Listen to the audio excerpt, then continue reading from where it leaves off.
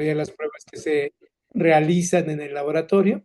Y pues las muestras sólidas, pues no tenemos como que una idea de la información que se puede obtener al hacer evaluaciones fotométricas de una muestra sólida, ¿no? Pero es bien interesante las aplicaciones, sobre todo cuando se quiere revisar la transparencia, por ejemplo, de un material de empaque, cuando se quiere revisar las características fotométricas, es decir, qué tanto absorbe radiación o qué tanto emite radiación, las películas, ¿no? Sobre todo las que se ponen, por ejemplo, en los automóviles, qué cantidad de radiación visible nos deja pasar y qué cantidad de radiación infrarroja inclusive podría dejar pasar hacia el interior del automóvil para evitar que ese se caliente, ¿no? Entonces, son características que pueden tener este tipo de materiales que se pueden analizar con un espectrofotómetro también de ultravioleta visible. ¿O qué les parece analizar si realmente las gafas de sol que estamos utilizando realmente absorben radiación ultravioleta, ¿no? Sería también un valor interesante que se puede evaluar y realmente confiar en el fabricante de que el lente deportivo oscuro que me está vendiendo, pues tiene esas características que él dice, ¿no? Entonces, también revisaremos las mejores prácticas y consejos que permitan realizar determinaciones con confianza, ¿no? Esto relacionado con la calidad de los resultados y obviamente con la confianza que ustedes pueden generar de laboratorio hacia sus clientes. Muy bien. Entonces, estos procesos de análisis en el laboratorio, pues como objetivo generan datos, ¿no? Y estos datos, pues, está relacionado con la composición de una muestra, ¿no? El contenido, si es o no es, por ejemplo, y pues en qué cantidad la contenemos, ¿no?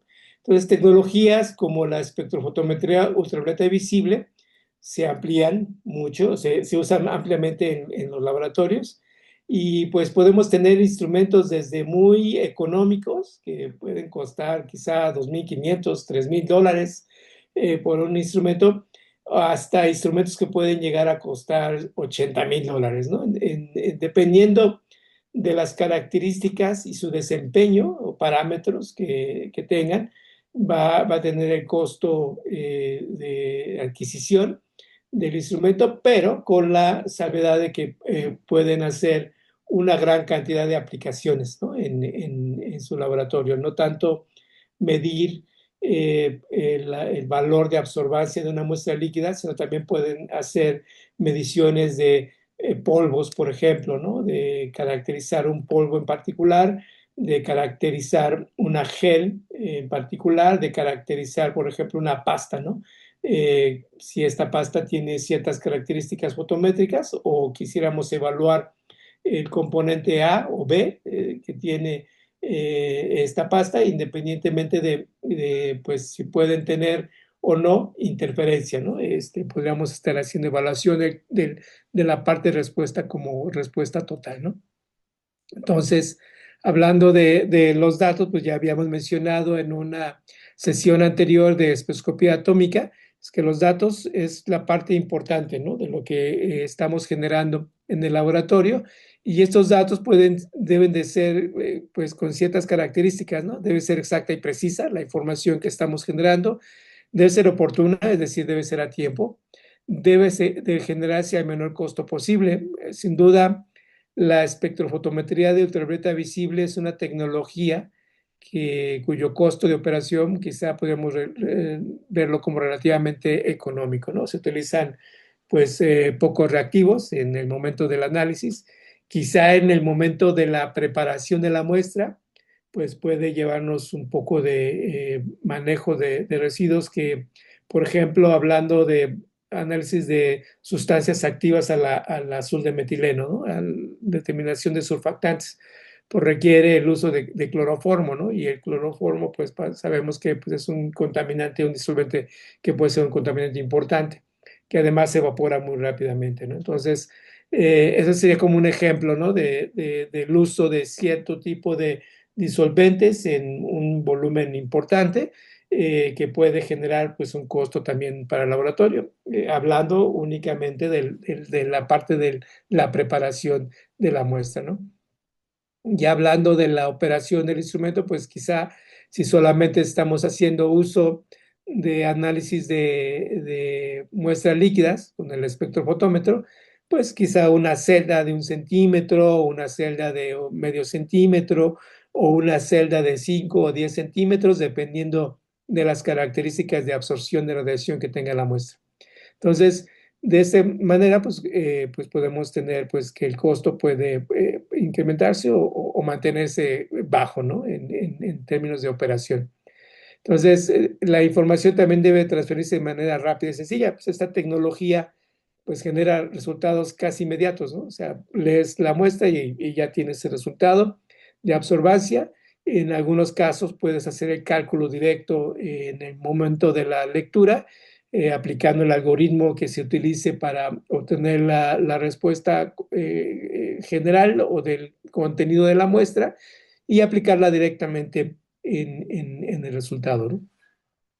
Y obtener ya el resultado con base al volumen de muestra o con base en el peso total de la muestra, ¿no? Entonces, si el resultado no contiene esas características, vamos a tener resultados erróneos, ¿no? Y obviamente eso nos va a dar el hecho de que vamos a tomar decisiones que pues van a estar relacionadas con resultados que no son buenos, ¿no? Y obviamente decisiones que no son las mejores, ¿no? Entonces, cualquier instrumento que ustedes tengan en el laboratorio, pues debe de cumplir con esas características, ¿no?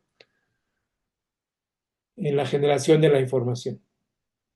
Bien, todos los instrumentos o todas las técnicas analíticas instrumentales pues requieren pues una preparación de la muestra y también de un muestreo previo, ¿no? Pues son etapas claves en el proceso de análisis. En este caso vamos a enfocarnos en dos puntos, en la preparación de la muestra y en el análisis como tal, ¿no? Esto es muy importante en esta tecnología porque la preparación de la muestra, en algunos casos, con las metodologías que ya están definidas, pues requieren procesos de extracción, procesos de reacción colorida o procesos que requieren un control de pH o temperatura que podría limitar el desarrollo de la reacción colorida, por ejemplo, o podría limitar el desarrollo de la reacción y por lo tanto tener resultados que no son los esperados, ¿no? Con base a este tipo de parámetros que no se controlan de manera eficiente, ¿no? En el proceso de la preparación de la muestra.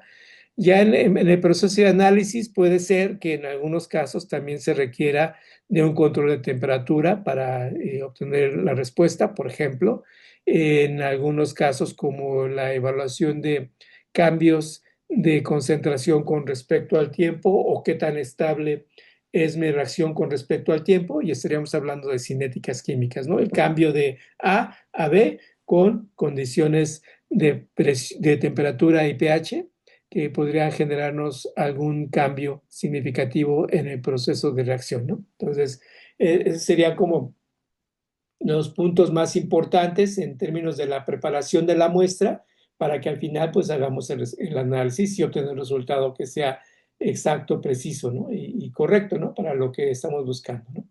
Entonces, estas preparaciones de muestra en algunos casos son muy meticulosas y tenemos que poner mucha atención en ese proceso. La espectroscopía como tal es el estudio de la interacción de la radiación electromagnética con la materia, ¿sí? En este caso de la tecnología de espectroscopía ultravioleta visible, vamos a revisar esa interacción y vamos a revisar la interacción de la región visible y ultravioleta del espectro electromagnético, ¿no? A través de esta interacción, viéndola como una onda que se transmite a través en este caso del instrumento, y vamos a ver qué cantidad de fotones llegan a la muestra, qué cantidad de fotones se quedan dentro de la muestra generando cierto tipo de interacciones con la molécula y qué cantidad de fotones pasan, ¿no? A través de la muestra, ¿no? Entonces, eso es lo que estaríamos midiendo básicamente en este tipo de tecnología. Y en este tipo de tecnología, pues como ya les mencioné, ocupamos la región visible y ultravioleta del espectro electromagnético. Usualmente los instrumentos pueden trabajar desde longitudes de onda que van desde 190 nanómetros hasta 900 nanómetros, ¿no? En los instrumentos modernos con diferentes detectores.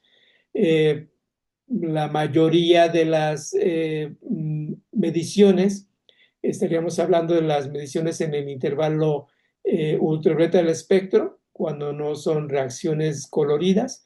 Cuando son reacciones coloridas estaríamos hablando entre longitudes de onda de 400 hasta 600 nanómetros, o en algunos casos, como en el caso del fósforo, para evaluar el contenido de fósforo, por el métodos fotométricos de ultravioleta visible, estamos hablando de 700 nanómetros, 800 nanómetros, ¿no? La longitud de onda a la cual se tiene que medir el desarrollo de esa reacción colorida, ¿no? Entonces, ese sería el intervalo del instrumento. En algunos casos, instrumentos que pueden evaluar inclusive hasta regiones cercanas a infrarroja, estaríamos hablando de que podríamos incrementar o se puede incrementar el intervalo de lectura hasta 3.300 nanómetros, ¿no? En algunos instrumentos, ¿no? Con características de detectores diferentes, usando la misma fuente de radiación de tuxteno para poder trabajar. Y en el caso de la región ultravioleta, estamos hablando de lámparas de deuterio, o en la actualidad también se están empleando lámparas de xenón. Las lámparas de xenón pueden emitir radiación en todo el intervalo de longitud de onda, desde 190 hasta 900, y en algunos casos estas fuentes de radiación son pulsadas y pueden durar pues prácticamente toda la vida del espectrofotómetro, ¿no? Sin que tengas que reemplazarlo, ¿no? Entonces son tecnologías que van cambiando, también ya no son detectores como fotomultiplicadores que son sensibles a este intervalo de longitud de onda. Podemos también tener o observar detectores en estados sólidos como de silicio, ¿no? De óxido de silicio, que son los detectores que también pueden estar presentes en las diferentes tecnologías. Entonces, en este caso, hablando de la región visible y ultravioleta, la región ultravioleta es más energética que la región visible del espectro, ¿no? Es menos energética. Las longitudes de onda son más amplias en la región visible y más cortas en la región ultravioleta del espectro electromagnético. Entonces, ya habían mencionado también en la presentación anterior de absorción atómica que cada una de estas regiones produce un cambio sobre las moléculas, sobre los átomos. Hablando de las ondas de radio, solamente actúan sobre el giro del electrón, del spin. Las microondas actúan sobre rotaciones de la molécula a frecuencias muy altas, es decir, a velocidades demasiado altas, con lo cual podemos tener una fricción y calentamiento, ¿no? del alimento. En este caso, las microondas que usamos en casa usualmente utilizan frecuencias en donde es muy activa la molécula del agua, ¿no? O sea, es la que va a estar generando ese tipo de rotaciones y fricciones y por lo tanto calienta, ¿no? En la región infrarroja tenemos vibración molecular y esas vibraciones moleculares van a depender del estado del grupo funcional, ¿no? De la molécula. Y ya en la región visible y ultravioleta del espectro, ya estaríamos hablando de transiciones de tipo electrónico, es decir, el paso de un electrón a un subnivel energético mayor, que puede generar una respuesta específica en esa transición. En esta tecnología de espectrofotometría ultravioleta visible, también estamos sumando estas dos transiciones, tanto las rotaciones como las vibraciones, y vamos a ver un poco en ese sentido. Entonces, ya vemos que la energía es inversamente proporcional a la longitud de onda con base a la ley de Planck, y aquí lo podemos ver en esta ecuación. La energía es la constante de Planck por la velocidad de la luz sobre la longitud de onda, en el que estamos involucrando la frecuencia. La frecuencia no es más bien la relación entre la velocidad de la luz y la longitud de onda, y la energía es la constante de Planck por la frecuencia, ¿no? En ese sentido sería la ecuación. Y así que alguien quiere hacer cálculos, pues ahí están las ecuaciones, ¿no? Y el desarrollo de las ecuaciones también lo pueden ver directamente en la bibliografía que habla sobre espectroscopía ultravioleta visible. Entonces, hablando nuevamente sobre esta ecuación de la ley de Planck, pues estamos hablando que la energía es inversamente proporcional a la longitud de onda, ¿no? En este caso, la energía total que estamos viendo de las transiciones moleculares ya no son transiciones atómicas como en absorción atómica, en este caso son transiciones moleculares. La energía total que vamos a observar en estas transiciones van a ser la sumatoria de la energía producida de transiciones electrónicas, de la energía que se produce por transiciones vibracionales y rotacionales, ¿no? Estas tres energías van a producir un espectro. Y la más importante en V visible es la transición que se lleva a cabo a nivel de niveles electrónicos, ¿no? Entonces, eh, por esta razón, ustedes observan siempre espectros muy amplios. Por ejemplo, espectros que pueden tener un ancho de banda de hasta 20 nanómetros o 40 nanómetros, dependiendo de la molécula, del número de grupos o de dobles o enlaces o de átomos que tienen electrones disponibles como el oxígeno, como el nitrógeno, como el cloro, que puede estar presente en una molécula, que son electrones que también intervienen mucho en este tipo de transiciones, ¿no? Y que van a dar características específicas a la transición de la molécula y obviamente con esta transición, con estas características, podemos identificar esa molécula con en base al tipo de espectro que se está generando. Entonces, volviendo al punto de qué tan amplios son los espectros o los picos que se generan o las respuestas que se generan, estaremos hablando de que son muy amplias y pues instrumentos que pueden tener ranuras o llamados también slits que van del orden de 2 a 4, 6, 8, pues es más que suficiente, o sea, porque las bandas que vamos a observar aquí son bastante amplias, ¿no? Y usualmente las bandas o el slit, la ranura que tenemos en el espectrofotómetro, que ahorita lo vamos a revisar, estaría relacionado con la décima parte del ancho de banda natural, es decir, de esa transición que estamos generando, y por lo tanto, pues estaremos hablando de que pues, anchos de banda o slits en el instrumento de que van de 2 a 4 son bastante buenos, ¿no? Para la mayoría de las aplicaciones. En algunos instrumentos podemos tener que esas slits o bandas pues son constantes, ¿no? No se pueden modificar y de instrumentos que tienen un poco más costo con diseños más específicos para diferentes aplicaciones, ese slit puede estar variando con diferentes valores, ¿no? Y en algunos instrumentos puede variar desde 0.01 hasta 5 en incrementos de 0.1, por ejemplo, ¿no? Bien, hablando de lo que mencionábamos sobre la energía y de las transiciones que puede tener una molécula, nosotros podemos observar o podemos observar en esas transiciones que en las enlaces simples, que son los enlaces covalentes, por ejemplo, para aplicarles un cambio del electrón a un nivel energético mayor de antienlace, pues se requiere mucha energía, ¿no? Esos son los enlaces que pues, requieren energía alta para poder transferirse a un nivel de antienlace, ¿no? Es decir, no se rompe el enlace, pero sí brinca a un subnivel energético mayor y en ese sentido pues estaríamos observando una transición electrónica, ¿no? Cuando pasa de sigma a sigma de antienlace, pues esto como lo llamamos, ¿no? Eso es una transición de sigma a sigma de antienlace.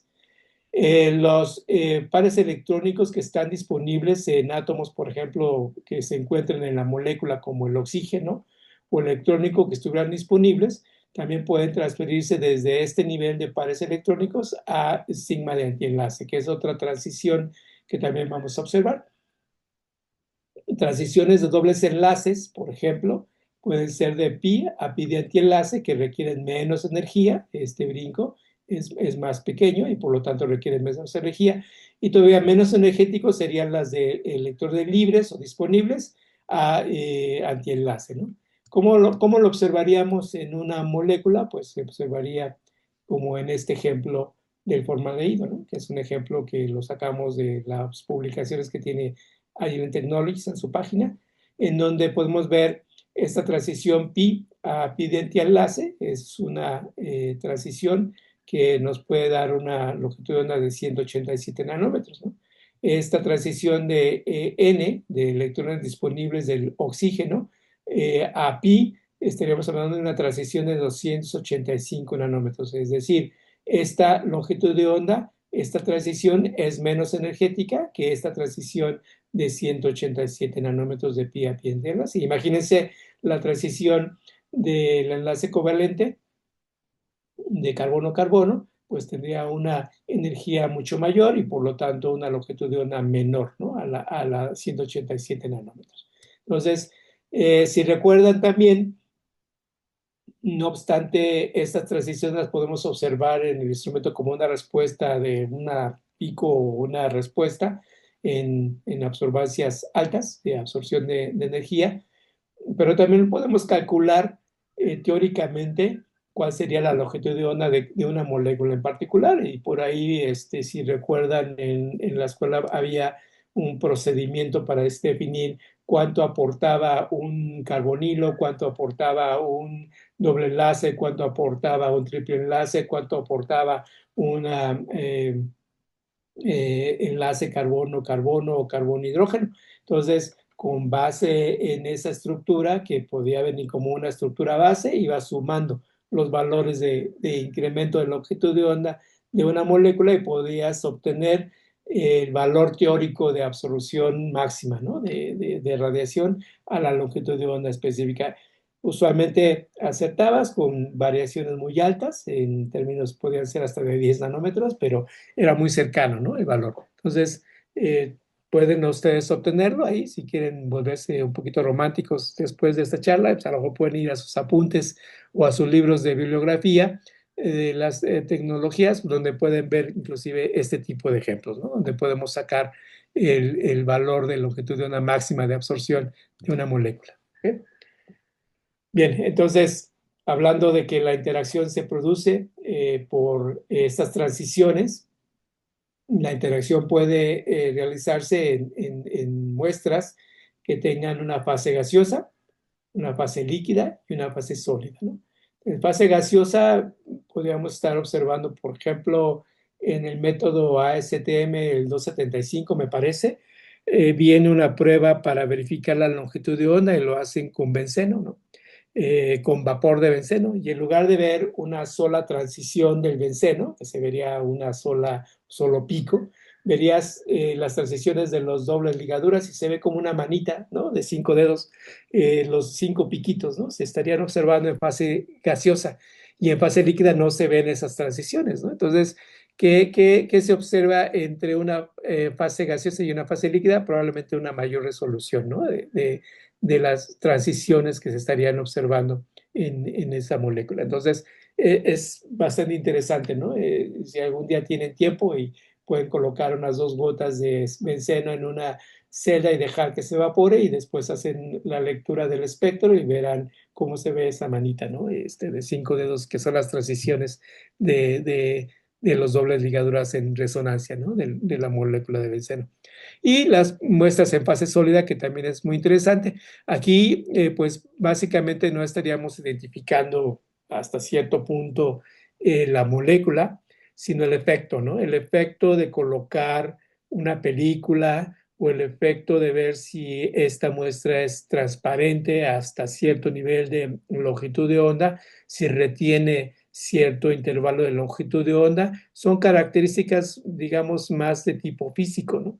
En la fabricación, por ejemplo, de vidrio arquitectónico, pues se utilizan un espectrofotómetro con ciertas características para evaluar qué tan transparente, qué tanta cantidad de energía infrarroja absorbe la muestra o la muestra sólida o el vidrio, y si le colocan una película, qué características va a tener, y ya dejándola presente en el edificio, cuando la instale, pues a lo mejor está absorbiendo radiación infrarroja para evitar que se caliente el interior del edificio. Entonces, muchas características que se pueden ver en un análisis de fase sólida. También en ciertos polvos, ciertas transiciones que estaríamos buscando por la interacción de un átomo con una molécula orgánica, y esa relación te produce una respuesta específica, ¿no? Una interacción, sobre todo para, digamos, eh, fabricación de nuevos componentes o polímeros, por ejemplo, o podría ser también la interacción con cierto elemento, con cierta molécula orgánica para la producción de ciertos fármacos, ¿no? Por ejemplo, también podría ser. Pero es básicamente ciertos estudios que podrían dar esa información hasta cierto nivel. Y no solamente esa tecnología tendría que usarse, probablemente tendría que usarse tecnologías como infrarrojo también, o inclusive también como cromatografía líquida o sólida con un espectrómetro de masas, ¿no? Para continuar con la elucidación de la molécula. Son herramientas que te ayudan a tener cierto tipo de información que si la sumas o la compartes junto con otro tipo de información, pues te va dando ya la pauta de cuáles serían las características de esa molécula orgánica que estás produciendo, ¿no? Bien, un espectrofotómetro de tableta visible está compuesto por una fuente de radiación que produce la longitud de onda de trabajo visible y ultravioleta. Tenemos un monocromador, que este monocromador va a aislar la longitud de onda que va a estar incidiendo sobre la molécula o sobre la muestra. Y tenemos dos ranuras, una de entrada y una de salida, que le llamamos slit. Y estos slits pueden ser fijos o pueden ser variables, dependiendo del tipo de diseño del espectrofotómetro. Y inmediatamente después de que la radiación sale del monocromador, incide sobre la muestra, ¿no? Entonces, en este caso, la muestra puede ser una celda o puede estar contenida en una celda de cuarzo o de plástico o de vidrio, y también puede ser un accesorio que podemos colocar para medir características como transmisión o reflexión de la radiación, como reflectancia difusa o reflectancia especular, ¿no? Y esta respuesta la vamos a medir, o la cantidad de luz que se queda retenida en la muestra, la vamos a medir en un detector. Usualmente es un fotomultiplicador, aunque en la actualidad ya mencionamos que también pueden ser diodos, ¿no? Entonces, estos detectores pueden medir la intensidad de radiación y amplifican la señal y te ofrecen una respuesta en términos de absorbancia o transmitancia, ¿no? Dependiendo de lo que estés buscando, que puede ser un display o puede ser quizá una computadora que tiene un software que me permite obtener más información, ¿no? De la muestra o de la molécula. Entonces, cualquier instrumento que ustedes tengan en su laboratorio va a tener esta configuración entre una fuente de radiación, un monocromador, compartimiento de muestra, el detector y el sistema de lectura o la lectura, ¿no? Que vamos a tener de la respuesta. Entonces, puede ser que esté lineal, puede ser que esté volteado en un cierto ángulo, o sea, va a depender mucho de los fabricantes.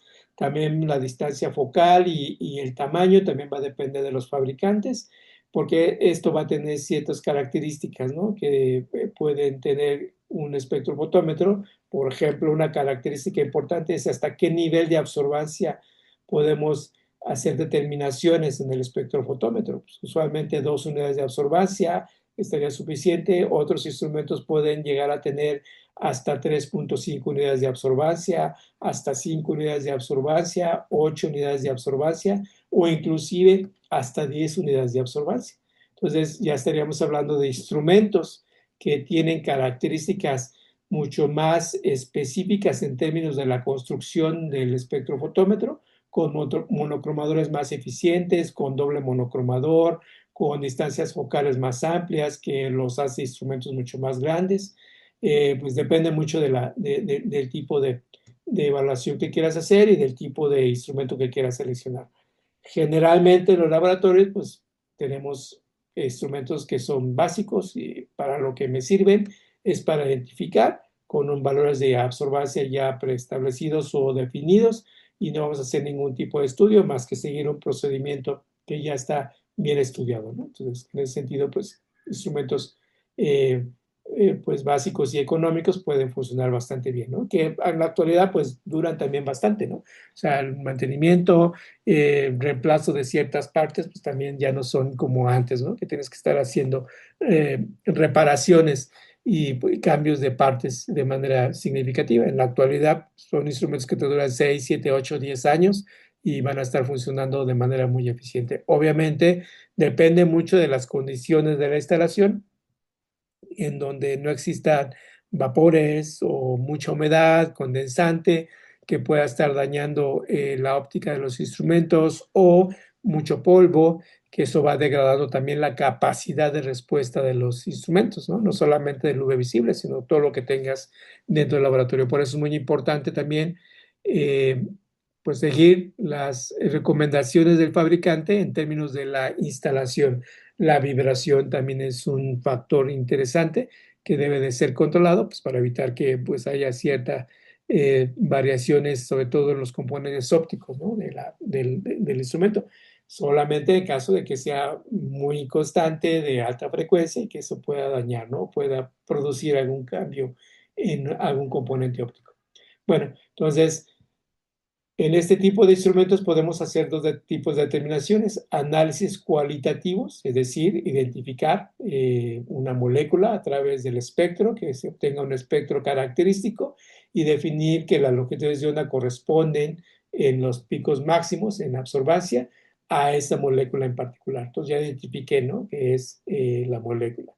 Y también podemos hacer análisis cuantitativos, es comparar con un estándar, como en la farmacopea, que te dice un estándar primario a una concentración definida, lo colocas en una celda de 1 centímetro y debe de producir una absorbancia de tanto, ¿no? Y eso corresponde a una concentración, ¿no? Y comparas con una muestra que tengas, que la preparas bajo las mismas condiciones, en el mismo disolvente, y lo colocas en la celda, y si tiene la pureza que te dice el fabricante de esa molécula en particular, pues va a estar muy cercano a la pureza del estándar, ¿no? 90%, 95%, etcétera, ¿no? Va a depender mucho de las características que tenga esa molécula que estás comprando. Un dato importante en un visible es que en esta tecnología solamente podemos leer un componente, ¿sí? Podemos tener 2 o 3 componentes siempre y cuando no estén interfiriendo con la longitud de onda de absorción máxima del componente principal o de interés.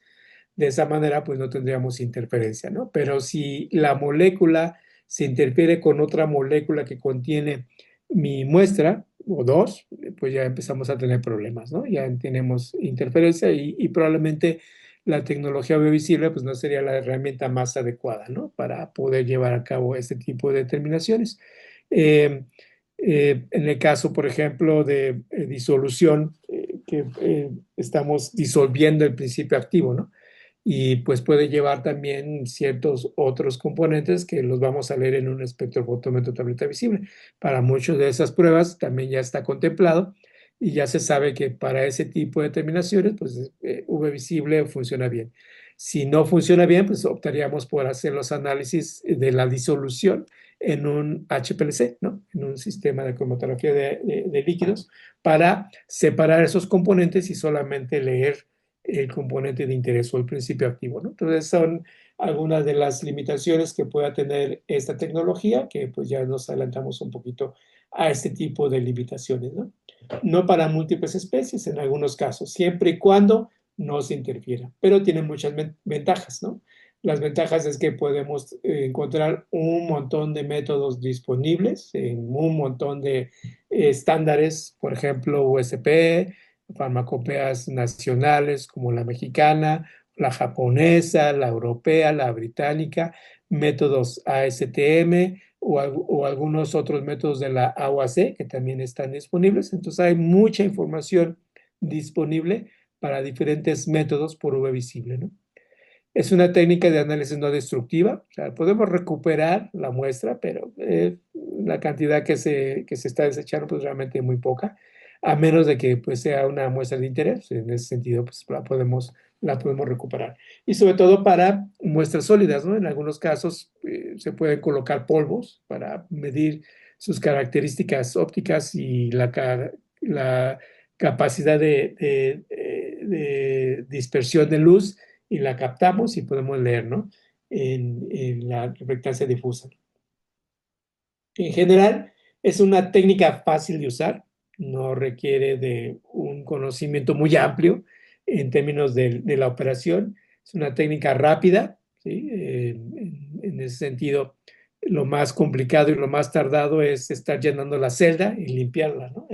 Eso puede ser lo más lento, ¿no? Colocarla, primero enjuagarla, la celda, dos veces, después con la muestra dos veces y después limpiar la celda y colocarla y oprimir Enter o en la lectura y obtenemos el valor de absorbancia y listo, ¿no? ¿Qué sigue, no? Eh, el procesamiento de datos puede ser mínimo, si es comparación con un estándar, pues solamente se hace la ecuación de relación de masa y podemos estar definiendo la concentración, ¿no? O compararlo con una curva de calibración que se construye antes del análisis y podemos hacer la comparación, ¿no? Ya integrando la absorbancia dentro de la ecuación de la curva lineal, ecuación lineal, y pues podemos obtener la concentración que se tiene en la muestra. Es una técnica analítica económica en términos de operación, también en términos de adquisición. Ya les comentaba, puede ser un instrumento básico que se puede utilizar de manera amplia en el laboratorio para muestras líquidas y pues es una técnica que puede ser económica en su adquisición. Dependiendo de lo que ustedes quieran hacer, el costo puede ir incrementando, ¿no? Limitaciones, como ya mencioné, no para múltiples especies o moléculas. Podemos tener interferencias cuando esto sucede, cuando tenemos varias especies que se van a estar eh, superponiendo la longitud de onda de absorción de radiación y pues eso nos puede dar falsos negativos, ¿no? O incrementar la concentración cuando realmente no es así, ¿no? Las especificaciones del instrumento también son importantes. Ya mencionábamos algunos de ellos como el valor de absorbancia máxima que puede tener de respuesta al instrumento. Hay instrumentos que pueden tener hasta 2 unidades de absorbancia, 3, 5 o 10, pero cada vez que vas incrementando el valor de absorbancia máxima que se puede analizar en el instrumento, pues el costo también va a incrementar. La dispersión de la luz estaría relacionado tanto con el instrumento y también con la muestra, ¿no? Si la muestra no está completamente translúcida y tiene ciertos sólidos suspendidos, también pueden dispersar la luz y eso generarnos un resultado mayor al esperado, ¿no? Y luz parásita que pues ya está relacionada más bien con el diseño del instrumento, que es radiación que no corresponde a la longitud de onda que estoy trabajando. Por ejemplo, es luz que se dispersó y que también sale del instrumento y que también incide sobre la muestra y llega al detector y eso también nos puede generar una respuesta mayor, ¿no? de lo que estaríamos esperando. Entonces son características más bien del diseño del instrumento y pues hay que considerarlas al momento de adquirir un instrumento y pues la dispersión de luz pues puede estar también definida por las características de la muestra, ¿no? Que debe ser, si es líquida, debe estar 100% translúcida, ¿no? No se debe ver turbia, a menos de que vayan a determinar turbiedad, que también se puede, o a menos de que vayan a evaluar, por ejemplo, crecimiento bacteriano, ¿no? Que hay una prueba farmacéutica, farmacológica que se hace para cierto producto en donde se evalúa la turbiedad con base al número o se relaciona la turbiedad con base al número de bacterias que crecieron, ¿no? En la muestra durante un cierto tiempo, que se puede hacer con UV visible, ¿no? Usando tubos, ¿no? Pues son algunas de las características que pueden tener, limitaciones y ventajas de la tecnología, pues es una forma de poder revisar lo, lo, eh, la ventaja que tiene el uso de este tipo de instrumentos en el laboratorio, ¿no? Bien, ya mencionamos que en una muestra líquida la muestra debe ser translúcida, ¿no? Y la radiación incidente, pues debe ser la longitud de onda que vamos a trabajar.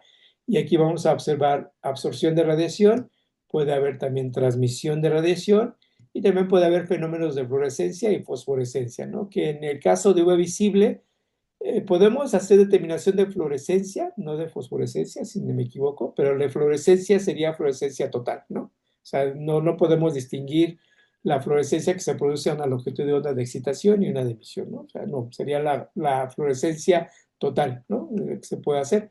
Muy pocos fabricantes tienen accesorios para medir fluorescencia, es que se puede, pero no es como que la mejor tecnología para hacerlo, ¿no? Para estos casos, fluorescencia y fosforescencia, pues tenemos que utilizar un espectrofluorómetro, ¿no? Que está dedicado 100% a hacer este tipo de determinaciones. Entonces, ahí está el dato para que ustedes también lo consideren. Y para el caso de muestras sólidas, las muestras sólidas pues no van a permitir el paso o van a permitir el paso de radiación en valores muy bajos, más bien pueden dispersar la luz, la radiación en forma de un espejo que le llamamos reflectancia especular o reflectancia difusa, ¿no? Es decir, se dispersa la luz y podemos medir la radiación incidente sobre la superficie de la muestra para integrarla en una esfera integradora, que es la forma como se le llama, ¿no? Y la transmisión también la podemos hacer en una esfera integradora o la dispersión difusa, ¿no? Al pasar a través de una muestra opaca, podemos medir esta dispersión de luz, ¿no? También. Y en términos generales, en materiales translúcidos podemos ver transmisión y absorción, y en materiales opacos podemos hacer determinaciones de dispersión y de reflexión de radiación. ¿Okay? Transmisiones a niveles de respuesta muy baja y absorción a niveles de respuesta muy alta, ¿no? Entonces también podemos hacer en ese tipo de materiales opacos o que no dejen pasar la radiación. Entonces, serían las tipos de respuestas que vamos a obtener en las mediciones. Bien, ¿qué consideraciones son clave en el análisis? Ya mencionamos dos principales, que sería la preparación de la muestra, y la preparación de la muestra está relacionado con el procedimiento para realizar una reacción química de tipo colorida o las consideraciones tanto de pH o temperatura para tener una reacción específica y poder hacer la determinación. Entonces, es muy importante esa consistencia, ¿no? Que todos los parámetros que está recomendando el método para llevar a cabo este tipo de reacciones que se lleven a cabo al pie de la letra, ¿no? No saltarse ningún paso ni tampoco alterar los valores de pH que están indicando o los valores de temperatura que también están indicando en el método, porque eso puede impactar directamente en la respuesta de absorbancia. En algunos casos también puede ser el tiempo, ¿no? Tienes que hacer la determinación una vez hecha la reacción colorida. La reacción colorida te dura entre 5 y 10 minutos, ¿no? Entonces, en esa ventana tienes que hacer la determinación, ¿no? La medición de la muestra, ¿no? También la concentración de la molécula. La concentración de la molécula es un factor importante que nos permite estar trabajando en la región de la ley de Lamberville, en la región lineal del espectro, que va del orden de 0.01 unidades de absorbancia, por ejemplo, hasta 1 o 1.5 unidades de absorbancia. 1 es básicamente lo que te recomienda, ¿no? Trabajar con respecto a la ley de Lamberville. Entonces, la concentración de la molécula debe de producirnos respuestas en ese intervalo, ¿no? de absorbancia, ¿no? Entonces, si no conoces o estás desarrollando un método analítico de una molécula en particular, puedes obtener el valor de absorbancia que se produciría con una concentración de acuerdo a la ecuación de absorbancia, ¿no? La absorbancia es igual a la constante de absorbatividad molar por la distancia que recorren las de luz, que sería 1 centímetro, una celda de 1 centímetro, por la concentración, ¿no? Entonces, si tú quieres conocer el valor de respuesta de absorbancia de la molécula y conoces la concentración, la distancia que recorre en las de luz también es constante, es 1, y el coeficiente de absorbatividad molar en moles, tendrías que transferir la concentración o la concentración tendrías que transferirla a moles, para poder tener la relación y ver cuál sería el valor de absorbancia, ¿no? Entonces, puedes tener el valor teórico, ¿no? Con base a una concentración para poder tener, pues, más seguridad en términos de cuál sería el valor de concentración que voy a preparar para obtener esos valores de absorbancia. Entonces, esta parte del proceso es muy importante. Después viene el análisis, que va a estar involucrado también con la calificación del instrumento. Muchos de ustedes seguramente hacen calificaciones del instrumento, puede ser una vez al año o dos veces al año, dependiendo de lo que estén produciendo y de la importancia que tengan los resultados. Pueden hacer la calificación del instrumento. La calificación es un proceso de verificación. Básicamente de las características o especificaciones del instrumento. Y para ello se utilizan estándares, ¿no? Estándares certificados que pueden tener valores relacionados en la escala fotométrica y en la escala de longitud de onda, que ya vamos a ver más adelante. Entonces, esto es muy importante, la calificación del instrumento. En algunas empresas yo llegué a ver que la calificación, por ejemplo, de la longitud de onda la verificaban cada vez que iban a analizar, ¿no? En la mañana verificaban que el instrumento generara una respuesta de un filtro de Olmio que abarcaba región visible ultravioleta y podían verificar que estaba obteniendo los resultados donde se esperaban, más o menos una incertidumbre, ¿no? Un valor de incertidumbre, entonces con base en ese resultado ponían a funcionar el instrumento y hacían sus análisis, ¿no? O respuestas de absorbancia, que también hay filtros de densidad neutra que nos permiten tener valores de absorbancia específicos, de media unidad de absorbancia, de una unidad de absorbancia, hasta de 3 unidades de absorbancia, ¿no? O disoluciones de dicromato de potasio, ¿no? Que dependiendo de la concentración te va a producir un valor también de respuesta fotométrica, ¿no? En valores de absorbancia.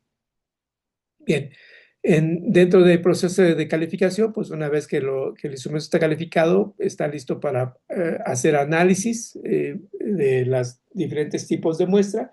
Y para ello, si es una muestra líquida, pues tenemos que usar cubetas, ¿no? O celdas, ¿no? Celdas donde vamos a colocar la muestra en un compartimiento de muestra y para que hagamos llegar la radiación sobre la muestra y generemos una respuesta de absorbancia o transmitancia. Para ello, tenemos que considerar todas las condiciones de análisis que están definidas en los métodos o en el desarrollo del método que ustedes desarrollaron. Y lo mismo podría suceder para el caso de análisis de muestras sólidas, ¿no? Ya no usamos cubetas, ahí utilizamos accesorios que puedan medir las características de reflectancia difusa o especular de las superficies de la muestra para poder caracterizarlas, ¿no? Entonces vamos también a revisar un poco al respecto de esas características de la muestra. Y la interpretación de los datos, ¿no? Concentración, el espectro que se está generando, etcétera, ¿no?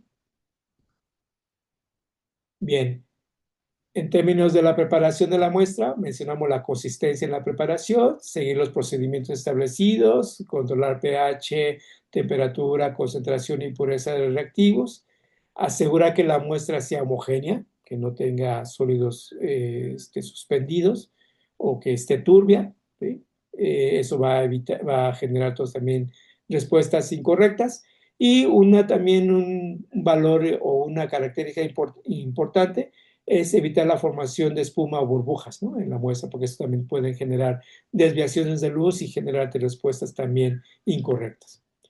La elección del disolvente es una variable importantísima y el disolvente, pues en principio debe disolver la muestra, ¿no? O sea, aquí me faltó la E. La muestra o tener transparencia y no debe de absorber radiación en la longitud de onda a la cual vamos a medir la muestra. Debe ser de fácil manejo, es decir, baja volatilidad y de baja toxicidad de preferencia. Cuando no es posible, pues hay que tomar consideraciones para trabajar con disolventes que tengan alta toxicidad, ¿no? Discúlpeme, estoy saliendo de una gripe espantosa, entonces por aquí me van a escuchar un poco mormado.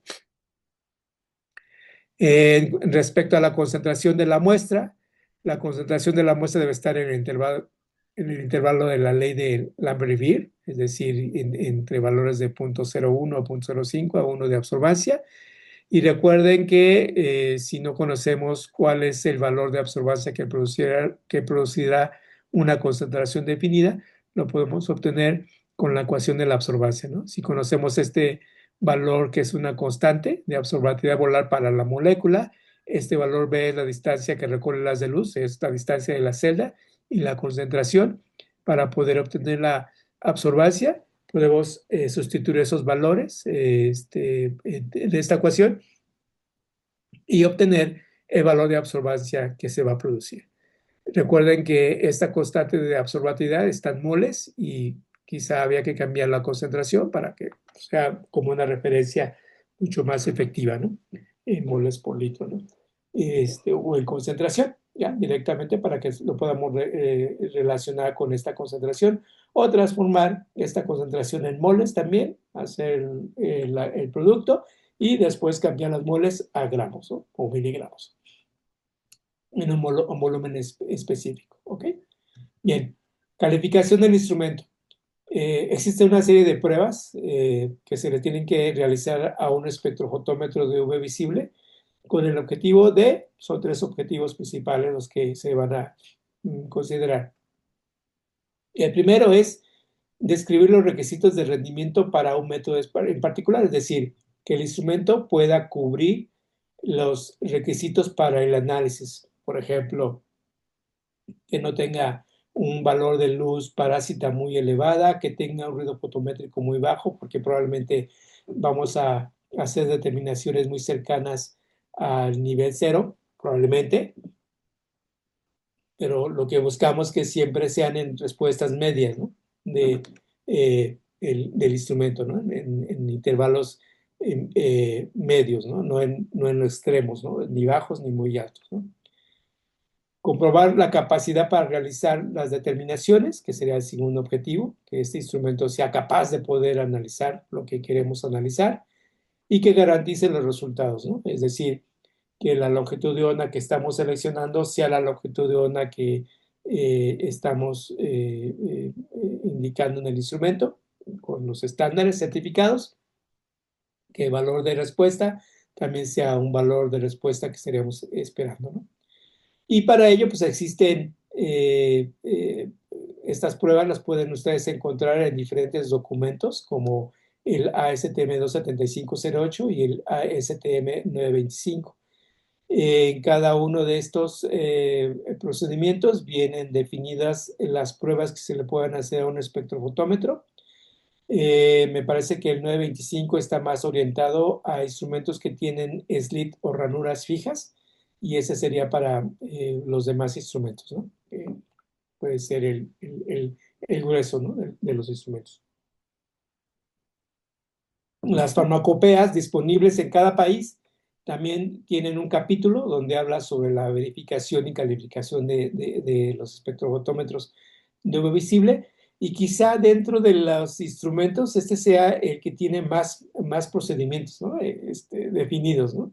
Entonces, pues aprovechemos, ¿no? Esa información que está disponible, porque para un HPLC, para una absorción atómica, para un ICP óptico, para un ICP masas, para un equipo de infrarrojo, quizá las pruebas no sean tan amplias, ¿no? Un equipo de infrarrojo puede verificar la frecuencia con una película de poliestireno, quizá, ¿no? O con un gas específico, ¿no? Que se pudiera evaluar las frecuencias, ¿no? Entonces, hay pocas pruebas, ¿no? Que existen para otras tecnologías como las que hay para espectrofotómetros de ultravioleta visible y eso es fabuloso. Entonces, en el caso de las pruebas que se pueden realizar, tenemos dos, la escala de longitud de onda y la escala fotométrica, ¿no? Es decir, absorbancia, transmitancia o por ciento de refractancia. Desafortunadamente, no todos los factores que pueden afectar los resultados de un análisis son fáciles de medir, es decir, no todos los instrumentos tienen la capacidad de poder evaluar las características de longitud de onda y fotométricas. Y hay que empezar a buscar la forma en poder realizarlo, ¿no? Algunos instrumentos inclusive ya tienen pruebas internas, ¿no? Que no ocupan estándares certificados, pero sí ocupan fuentes de radiación, por ejemplo, para hacer la evaluación de longitud de onda. Y esas fuentes de radiación, recuerden que son fuentes absolutas, es decir, siempre van a estar emitiendo el mismo espectro y por lo tanto podemos usarlas, ¿no? De hecho, en algunos instrumentos se ocupan fuentes de radiación de mercurio y obtenemos el espectro de mercurio con el que se puede calificar, ¿no? Quizá las instituciones que fabrican estándares primarios tengan equipos muy grandes para fabricar estos estándares primarios y se certifican con este tipo de estándares o patrones, ¿no? De longitud de onda para poder garantizar la longitud de onda. ¿Ok? Bueno, en el caso de pruebas de escala fotométrica, tenemos que evaluar la linealidad fotométrica. Si el instrumento mide hasta 3 unidades de absorbancia, podemos medir que realmente esté midiendo hasta esas 3 unidades de absorbancia o hasta 5 de absorbancia. Hay filtros de densidad neutra certificados que me permiten poder medir hasta esos niveles. No hay de 5 unidades de absorbancia, por ejemplo, pero sí puedes hacer sumatorias, ¿no? De 2 de 1.5 para que te haga el de 3, ¿no? O de 1.5 y uno de 2 o uno de 3 para que te haga de 4.5, ¿no? Y con eso haces la linealidad fotométrica, ¿no? De exactitud fotométrica también tenemos filtros de densidad neutra, donde dice este estándar tiene 0.45 unidades de absorbancia y cuando lo mides a una longitud de onda específica, te va a producir ese valor, ¿no? Más o menos la incertidumbre que tenga el instrumento. Usualmente estos filtros de densidad neutra o las disoluciones que también que puedes preparar de cromato de potasio, pues tienen que ser preparadas en el momento y tienen que ser de la pureza del reactivo pues alta para evitar que tengas bajos valores de absorbancia, ¿no? Con lo que te indica también la farmacopea, ¿no? Que te indica, prepara el dicromato de potasio a esta concentración para obtener un valor de absorbancia tanto y eso lo puedes usar también. Usualmente los filtros de densidad neutra es que absorben, tiene un valor de absorbancia estándar en un intervalo de longitud de onda específico, ¿no? El intermedio, ¿no? Puede estar hablando de 400 a 500 nanómetros, ¿no? Por ejemplo, ¿no? Que cualquier valor que ocupes entre ese intervalo te va a dar el valor de absorbancia. Ruido fotométrico es un valor que se puede evaluar a 0 de respuesta, de 0 de absorbancia, o a un valor determinado que puede ser 0.5 o puede ser 1 de absorbancia, ¿no? Puedes evaluar el ruido fotométrico. Mientras más alto sea el valor de absorbancia, el ruido fotométrico puede ser un poquito más alto, ¿no? Y esto te puede dar la pauta de qué tanta variación tendría la respuesta, ¿no? De longitud de onda, perdón, de absorbancia. La línea base, ¿qué tan estable es en todo el intervalo de longitud de onda? Debe producirse una línea base constante cuando se hace el ajuste matemático y esa línea base pues debe ser el punto de partida para que podamos hacer determinaciones de espectros, ¿no? Que no tengamos esas variaciones producidas por la misma línea base. Entonces son pruebas que se tienen que realizar. Ese es un tema interesante que quizá el siguiente podremos hablar específicamente de cada una de las pruebas para que ustedes también tengan claridad, ¿no? Y cuáles podrían hacerse y cuáles no, ¿no? Cuáles podrían estar relacionadas con mi metodología que puede impactar directamente el resultado, ¿no? La luz dispersa o luz parásita, que también se produce en el instrumento, que serían pruebas de escala fotométrica, esas serían las que podríamos estar viendo en los métodos. No todas ellas se tienen que hacer, esa es de entrada, ¿no? Dependiendo del impacto que tenga en su resultado. Entonces, mientras menos pruebas hagan, es más económico en su programa de calidad y por lo tanto, pues, van a requerir también de, pues, la presencia con menos frecuencia, ¿no? De las unidades de verificación como VES, ¿no? Pero VES les puede ayudar, ¿no? Con este tipo de verificaciones también. O vendiéndoles también material fotométrico, ¿no? Que puede ser utilizado para hacer estas evaluaciones, ¿no? Las pruebas en la escala de longitud de onda son dos, es exactitud de longitud de onda con estándares, didimio, olmio, puede ser una fuente de radiación que te produzca un espectro característico, puede ser vapor de benceno, puede ser cualquier otro estándar que tenga un valor de longitud de onda perfectamente definido para evaluar que el instrumento está generando la respuesta de longitud de onda en los valores que indica, ¿no?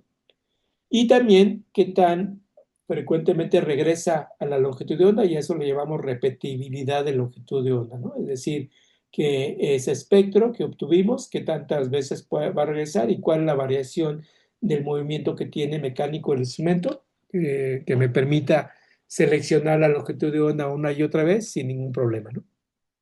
Cada uno de estos valores tiene especificaciones de acuerdo al fabricante y por lo tanto debe de cumplirse con esas especificaciones.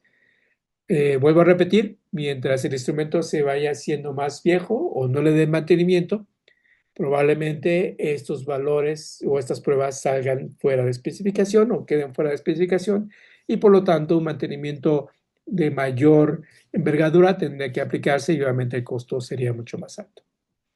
Entonces cuide sus equipos, ¿no? En ese sentido, ¿no? Bien, en el caso de análisis de muestras líquidas, ya viendo pues estas características que deben de cumplir me fui muy adelante, disculpen. Vamos al análisis. Bueno, cuando hacemos la determinación de muestras líquidas, pues sabemos que la muestra se coloca en una cubeta o celda de diferente longitud, dependiendo de la respuesta que tenga. Y en este caso vamos a medir la cantidad de luz que se absorbe o se transmite. No nos interesa la que se refleja ni la que se dispersa. Entonces, esta característica de qué tanto se dispersa y qué tanto se refleja, pues es una característica propia de la misma celda, ¿no? Lo interesante aquí es que la muestra esté absorbiendo esa radiación, que la luz pase a través de las paredes translúcidas o transparentes de la celda y que me permita hacer la determinación, ¿no? Entonces, pueden leer transmitancia o absorbancia, pero la absorbancia es más utilizada en los términos de determinación. ¿Sí? Y hay diferentes tipos de celda, ¿no? Esta sería una celda de 1 centímetro con capacidad hasta de 2.5 mililitros, o esta celda que es un poco más esbelta, que me permite ocupar quizá 1.5 mililitros, ¿no? De muestra o menos, ¿no?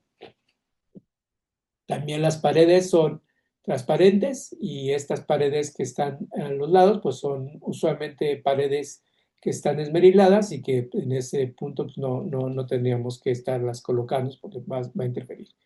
O hay celdas de volúmenes mucho más pequeños que tienen ventanas muy pequeñitas, ¿no? Inclusive hasta este nivel, ¿no? De 2 milímetros, ¿no? En ese caso, se requiere utilizar ranuras o LEDs más pequeños para generar un haz de luz que pueda incidir sobre esta ventana y también sobre esta otra, ¿no? Que observamos aquí en esta celda. Y pues en ese caso, pues es muy importante que el instrumento tenga la capacidad, ¿no? Para poder modificar el slit, ¿no? Y poder utilizar ese tipo de celdas. En muchos casos, vienen ya fabricadas con las alturas definidas de acuerdo a la geometría del instrumento de una marca en particular. Y si es para otra marca donde la distancia es mayor, usualmente vienen con bases sólidas en donde se colocan primero y arriba se coloca la celda para que el haz de luz incida directamente sobre el orificio o la ventana. Y en otros casos, los soportes de las celdas pueden tener ajustes tanto vertical como horizontal y eso pues facilita mucho, ¿no? La optimización de este tipo de celdas. Es muy importante que las alineen porque si el haz de luz pasa a la mitad, pues la respuesta va a ser a la mitad, ¿no? De absorbancia, ¿no? Y ya tuvimos algunas veces casos así, ¿no? En donde la respuesta de un instrumento en particular daba la mitad comparada con los instrumentos y pues la diferencia era eh, la alineación de la celda, ¿no? En el instrumento que daba la mitad, el haz de luz estaba incidiendo a la mitad del orificio y por lo tanto estaba generando respuestas a la mitad, ¿no? Y obviamente pues eso pues no está bien. Y pues bueno, esas serían algunas celdas de diferente volumen, las estándares, y los materiales que ustedes pueden encontrar en el mercado pueden ir desde vidrio óptico con transparencias hasta los 300 nanómetros, es decir, podríamos analizar muestras con celdas de vidrio por encima de 350 nanómetros, ¿no? Que sería el valor adecuado. las de plástico desechables de la misma manera, y las más transparentes son las de sílice fundida o las de cuarzo fundido, ¿no? Que las de cuarzo fundido, pues tenemos por aquí aproximadamente cerca de 200 nanómetros la longitud de onda de corte, o las de sílice estaríamos hablando por debajo de 190, ¿no? Que esas serían las más transparentes, ¿no? Si es que queremos utilizar este tipo de celdas, ¿no? Entonces es muy importante la elección. Las celdas de plástico o acrílico, pues recuerden, son desechables y, bueno, ¿no? Como su nombre lo dice, deséchenlas, ¿no? Hay quien las vuelve a utilizar porque pues, el costo puede ser alto, pero asegúrense que estén bien limpias, y si las van a emplear, pues utilicen pues siempre buenas prácticas de laboratorio, pues en la misma cara, ¿no? Y con la misma referencia, ¿no? Para evitar variaciones, ¿no? ¿Qué recomendaciones podemos dar con base al material y con base al tipo de celda? Pues ya mencionamos que las celdas de cuarzo son necesarias para mediciones por debajo de 350 nanómetros de cuarzo de sílice, y las de vidrio plástico son adecuadas para determinaciones superiores a 350 nanómetros. La manipulación también es muy importante. Siempre manipúlenlas con el lado esmerilado de la celda. Usualmente algunas celdas ya vienen marcadas de qué tipo de material, cuarzo, y estas ventanas transparentes son las que deben estar en el paso de las de luz. Algunas otras, como esta que vemos aquí, que tiene una ranura muy pequeña, para unos mucho más pequeños, hay que ajustar el SDID, ¿no? En ese caso, para que el haz de luz esté incidiendo solamente en la parte donde está la muestra, ¿no? No en la parte oscura, ¿no? Porque eso también nos va a generar problemas de determinación. Los tapones que se observan también son interesantes. Estos tapones son para el estándar, y tapones de este tipo de teflón que hacen un poco más de sello, pues son para evitar evaporación de la muestra, ¿no? Y pues son interesantes, no a sobreapretar porque luego podemos dañar la celda también. Y si las quieren utilizar o no, pues porque a veces es complicado estar colocando la tapita y quitando y removiéndola cuando se quiere lavar la celda, ¿no? Trate de emplear siempre una misma cara de la celda hacia la salida de las de luz del instrumento. Es decir, si esta marca me está definiendo que yo voy a colocar siempre esta marca hacia las de luz, siempre háganlo como buena práctica de laboratorio, ¿sí? Esto también les va a eliminar ciertas variaciones que pueden ser pequeñas, pero pueden alterar en algunas determinaciones. Entonces, siempre ocupen que la cara A o la cara B que yo haya definido siempre va a ir hacia las de luz, ¿no?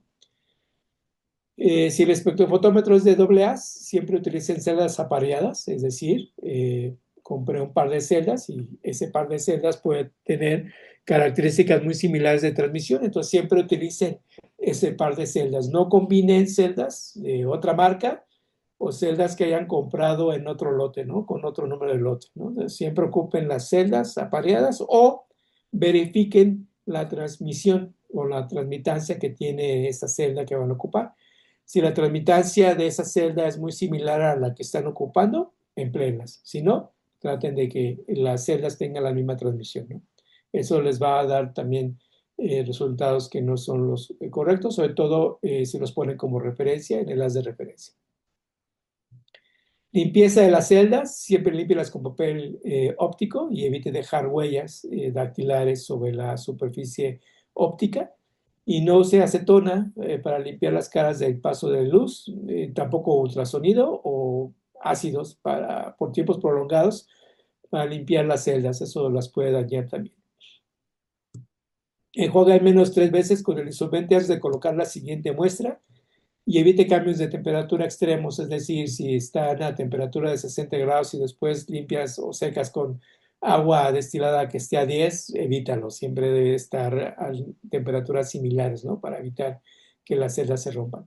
Y ya habían mencionado que estas celdas que tienen ventanas pequeñas, que son para volúmenes muy pequeños, 10 microlitros, por ejemplo, podría ser esta celda, pues hay que tratar de ajustar el haz de luz que sale del instrumento del monocromador para que pase directamente aquí, ¿no? Hay procedimientos que vienen en los espectrofotómetros que te indican cómo hacerlo, ¿no? Usando principalmente el haz de luz, ¿no? De la misma lámpara. Las celdas de flujo también son utilizadas cuando no quieres hacer manipulación muy frecuente de la celda. Puedes colocar una celda de flujo y colocarle una bomba peristática para estar introduciendo la muestra a través de ese tipo de sistemas. Son muy utilizadas también en pruebas de disolución y puedes encontrar desde 1 centímetro, desde medio centímetro, de 0,1 centímetro hasta 10 centímetros, ¿no? Dependiendo de la respuesta que quieras obtener o que te esté produciendo la molécula, ¿no? Ya mencionamos que hay que ajustar la ventana de paso de haz de luz. Observe siempre el flujo. Observen esta flecha que tiene esta celda de flujo. Esa es la entrada y generalmente se llenan por la parte inferior, ¿no? Y eso evita la formación de burbujas. Estarías haciendo una introducción de la muestra por la parte superior que no es la correcta, estarías llenando por arriba y eso te puede generar burbujas en la celda y por lo tanto no llenarse de manera correcta y tener también resultados que no son favorables. ¿Sí? Evite la lectura inmediata cuando se esté llenando con una bomba peristática. Normalmente esperen 10 segundos antes de hacer la determinación para evitar que haya turbulencia y eso también genere respuestas, ¿no? Incorrectas. Si utilizan tubos como tubos de ensayo que son de vidrio óptico, pues también traten de colocarlos en una posición determinada. Normalmente los espectrofotómetros pueden venderles o los fabricantes pueden venderles soportes para celdas de este tipo, circulares, que las mantiene fijas. Y eso evita el movimiento, ¿no? Que el movimiento también puede generar diferentes resultados. Como es cilíndrico, no es plano como las celdas de cuarzo, también puedes tener variaciones de señal. Cuando utilizas este tipo de celdas, cuando estás haciendo evaluaciones de bacterias, ¿no? Por ejemplo, crecimiento bacteriano, y si no quieres transferir el crecimiento en el tubo hacia la celda, pues es mejor hacerlo directamente la lectura aquí, ¿no? Sobre todo cuando la determinación se hace en intervalos visibles, ¿no? Entonces no tienes que transferirla a la celda y estar haciendo pues todo un desorden, ¿no? Porque puedes tener pues salpicaduras, ¿no? De bacterias, ¿no? Que pueden estar ahí, entonces hay que hacer limpieza inmediata y demás, ¿no? Entonces es muy importante, ¿no? Y usualmente si tienes un instrumento de doble haz, pues es importante que tengas dos celdas, ¿no? Una referencia y la muestra, ¿no? Eh, por lo general, estas celdas son más altas que las celdas de cuarzo y en algunos instrumentos la tapa no cierra, ¿no? Completamente, ¿no? Entonces hay que asegurarse también de que el instrumento pueda cerrar el compartimiento para hacer la determinación o en su defecto, si el instrumento es inmune a la radiación externa, pues probablemente podamos hacer las determinaciones así, ¿no? Pero es muy importante que el sistema pueda tener el compartimiento de muestra cerrado para hacer la determinación, porque eso es luz parásita, ¿no? En el caso de sólidos, ya nos retrasamos un poco, disculpen. Vamos a hacer pues muy rápidamente esta revisión.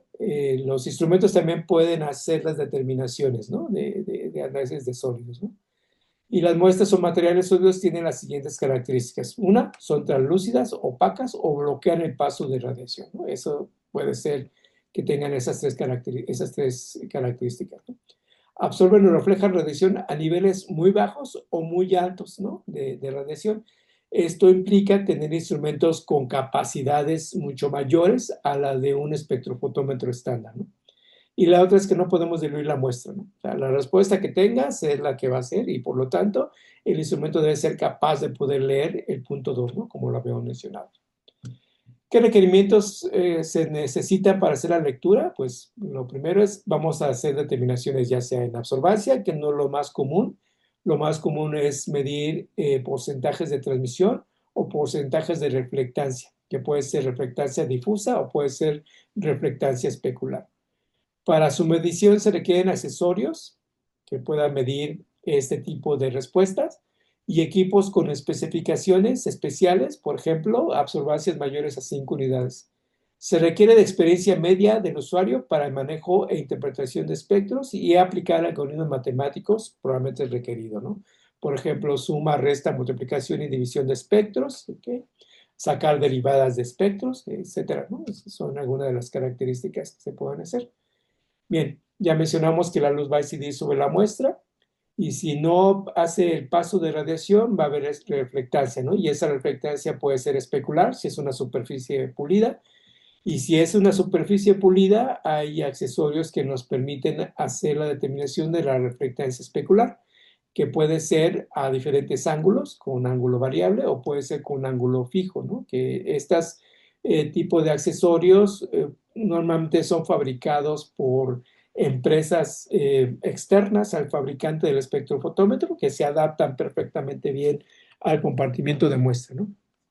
Entonces, esos serían como dos ejemplos de diferentes accesorios que pueden hacer la determinación de reflectancia especular, por ejemplo, de una película, ¿no? Una película que tanto refleja, ¿no? La luz, o de una película que se coloca sobre unas lentes, ¿no? Deportivas que tanto refleja la luz, ¿no? Entonces, es importante hacer esas mediciones en algunos materiales y por eso es muy importante caracterizarlos, a qué longitudes de onda y cuál es el nivel de reflexión que tiene este tipo de materiales, ¿no?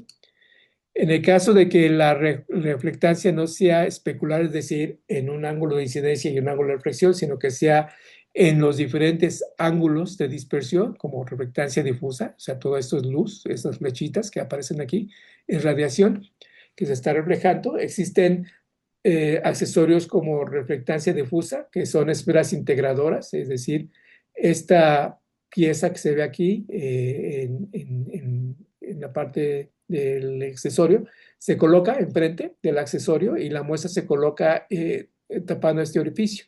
Entonces, ahí sería medir a transmisión, es decir, pasa la luz, refleja la radiación y toda la dispersión se integra en esta parte interna, que es una superficie con sulfato de bario, que es altamente reflejante, y que va a mandar la radiación que se dispersa directamente a un detector.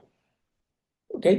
Que también la podemos hacer a transmisión, que ya lo vamos a ver más adelante. Entonces, la muestra se coloca sobre esta superficie y vamos por la parte externa y vamos a hacer la medición. Esta tapa se coloca y la muestra se coloca por la parte de afuera, ¿no? Hay ganchitos que la detienen y podemos hacer la medición. En este tipo de muestras, tanto refractaria especular y difusa, la posición de la muestra es muy importante. Puede no ser muy homogénea y eso también darte diferentes tipos de respuesta. Entonces es muy, muy importante que hagas 2 o 3 determinaciones o el número de determinaciones que requieras para caracterizar, ¿no?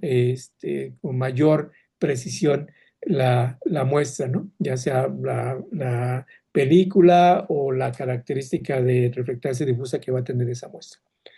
Otro tipo de reflectancia difusa es a través de otro accesorio que en la parte interna no tiene una esfera integradora, es más bien un semicírculo, como cualquier cúpula de iglesia, por ejemplo, podemos poner ese ejemplo, que es un espejo altamente reflejante. Entonces, la muestra se coloca en posición horizontal. Estas dos piezas que ustedes observan en la parte inferior del accesorio es para colocar polvos, geles, o pastas y se insertan en esta compuerta que se abre y se inserta. Y ese sería el estándar de referencia para poder hacer la línea base, ¿no? O ajustar al valor cero, ¿no? De inicio, ¿no? Para poder hacer la determinación. Y estos dos accesorios se colocan en la parte interna del espectrofotómetro y por aquí va a pasar el haz de luz. Igual, el haz de luz de referencia se convierte en haz de muestra y el haz de muestra se convierte en referencia. Esa sería la entrada del haz de muestra, pero se convierte en haz de referencia, como que se invierte la geometría del haz, ¿no? Y de hecho aquí es un filtro que hace una especie de dispersión como para hacer, digamos que la misma tipo de dispersión de lo que obtendríamos con la muestra, ¿no? Bien, para muestras a transmisión, que lo pueden tener en algunos instrumentos que tienen en su laboratorio, se ocupan placas en donde se coloca la muestra, ya sea una película, ya sea una lente o algo que sea translúcido, y esa muestra pues va a poder hacer la determinación con este tipo de placas que se colocan en el soporte del instrumento y podemos hacer las determinaciones, ¿no? Aquí lo que medimos es transmisión directa de la muestra, ¿no? Puede ser, por ejemplo, un plástico, ¿no? plástico que estemos utilizando para la fabricación de un producto alimenticio o de un producto farmacéutico, ¿no? Material de empaque, ¿no? También puedes medir reflectancia difusa con la esfera de integración, pero ahora a nivel de transmisión, donde la muestra ya no se coloca en la parte exterior de este puerto de lectura, sino que se hace en la parte de entrada, ¿no? De este lado de la celda, de la esfera integradora. Y en resumen, pues esos serían los diferentes accesorios que se van a ocupar para colocarse en un espectrofotómetro de alta gama. Estas placas que mencionamos para transmisión de muestras sólidas las pueden tener en sus instrumentos, no de tanta alta gama, sino más económicos, eh, y pueden hacer evaluaciones de ese tipo de materiales, ¿no? Y bien, como conclusión podemos decir que pues, para hacer determinaciones en espectrofotómetros de ultravioleta visible, aparte del manejo de muestra y de la preparación, hay que realizar la verificación del espectrofotómetro con una frecuencia que ya puede estar definida en su programa de calidad, que puede ser cada 6 meses o puede ser una vez al año, ¿no? O sea, dependiendo de ahí, de cuál sea su plan de verificación. En el manejo de muestras líquidas, las celdas son importantes y hay que manejarlas de manera efectiva y eficiente para mantenerlas limpias, para mantenerlas en buen estado, que no estén rayadas y que puedan dar el valor de absorbancia que estamos buscando sin tener ninguna alteración por fenómenos de dispersión, ¿no? De luz o de reflexión, ¿no? También hay que alinear las celdas cuando son de volumen pequeño, ¿sí? Con respecto a las de luz. No hablamos de instrumentos como el nanodrop, que se colocan gotitas de muestra, una gota o dos gotas en la muestra. Hay celdas que también se pueden colocar en el espectrofotómetro, que funcionan de la misma manera, que también sería como otro tema después, ¿no? Para el análisis de muestras sólidas, pues hay diferentes accesorios o soportes o placas que me permiten colocar la muestra e inclusive en algunos fabricantes hay soportes para la evaluación de lentes deportivos, ¿no? Ya como aplicación como tal, ¿no? Entonces ya hay un soporte diseñado para ese tipo de muestras, ¿no? Y pues bien, pues les agradezco mucho el tiempo, espero que hayamos sido claros con esta presentación y pues estamos abiertos para sus preguntas.